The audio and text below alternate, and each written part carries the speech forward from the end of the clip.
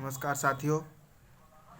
तो मैं आज आपको आरआरबी पीओ का सेल्फ रिव्यू दूंगा क्योंकि मेरा भी पेपर था।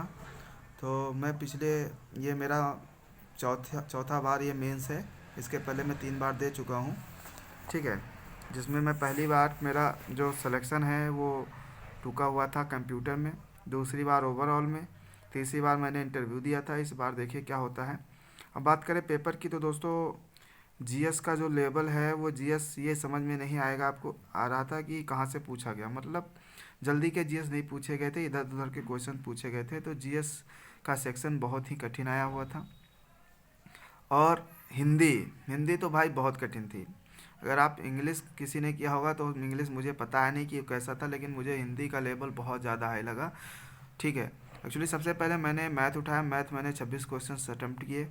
उसके बाद फिर उठाया मैंने जीएस और जीए वाला पार्ट, फिर मैंने जीए किया, फिर मैंने कंप्यूटर किया। तो कंप्यूटर भी मॉडरेट लेवल का था, ये नहीं कि बहुत इजी था। ठीक है, सबसे ज़्यादा एमएस ऑफिस से ही क्वेश्चंस पूछे गए थे।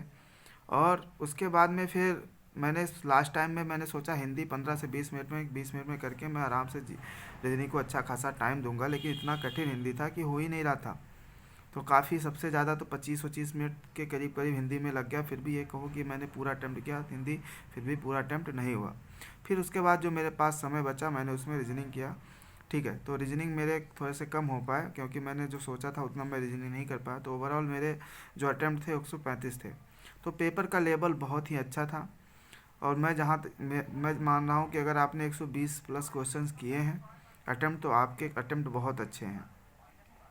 क्योंकि अगर देखा जाए तो भाई सिलेक्शन सिर्फ अगर देख लिया जाए कि मैथ चलो मॉडरेट पूछा गया है, रीजनिंग पूछी गई है, तो इसका मतलब थोड़ी है कि कट ऑफ बहुत कम जाएगा। सारे सेक्शन पे डिपेंड करता है।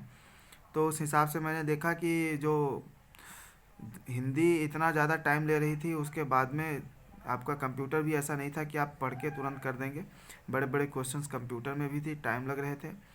और हिंदी तो भाई बहुत टाइम ले रहा था, और मैंने बता दिया। बाकी मैथ और रीजनिंग ये कहा जाए कि बहुत ज़्यादा कठिन कठिन नहीं था, मॉडरेट था। लेकिन अब यह है कि टाइम का थोड़ा सा, जैसे किसी ने किया शुरुआत में जीएस रीजनिंग कर लिया, फिर बाद में हिंदी किया, फिर मैथ, तो उसका मैथ में कम अटैम्प्ट हुआ होगा। जैसे मेरे बगल में लड़का बैठा हुआ था, उसने रीजनिंग में 23 अटैम्प्ट किया, लेकिन मैथ में उसका 12 अटैम्प्ट हो पाया। तो और हिंदी वो पूरा लास्ट के 10-15 क्वेश्चन देख ही नहीं पाया। ये स्थिति वहाँ पर हो गई थी। तो इस हिसाब से अगर आपके अटैम्प्ट 120 प्लस हैं तो सही है। बस मैं यही कहना चाहूँगा कि पेपर का लेवल बहुत इजी नहीं था। और वैकेंसी अगर यूपी में अगर आप तैयारी करें तो इस बार अच्छी खासी वैकेंसी है। तो मेरे हिसाब से जो कट ऑफ है वो 80 से 85 के बीच में जानी चाहिए।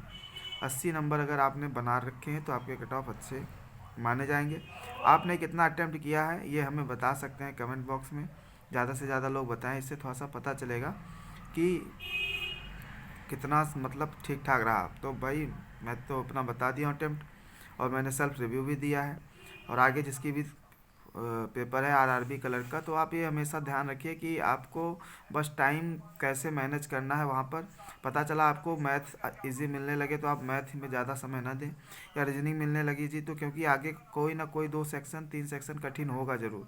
ठीक है, अगर 3 सेक्शन अगर आपका जीएस और हिंदी और ये वाला हिंदी जीएस और कंप्यूटर इजी आ गया तो समझ लेना मैथ रीजनिंग बहुत कठिन होगा। तो कभी भी अगर इजी मिले तो ये समझ लेना कि आगे कुछ ना कुछ कठिन बैठा हुआ है।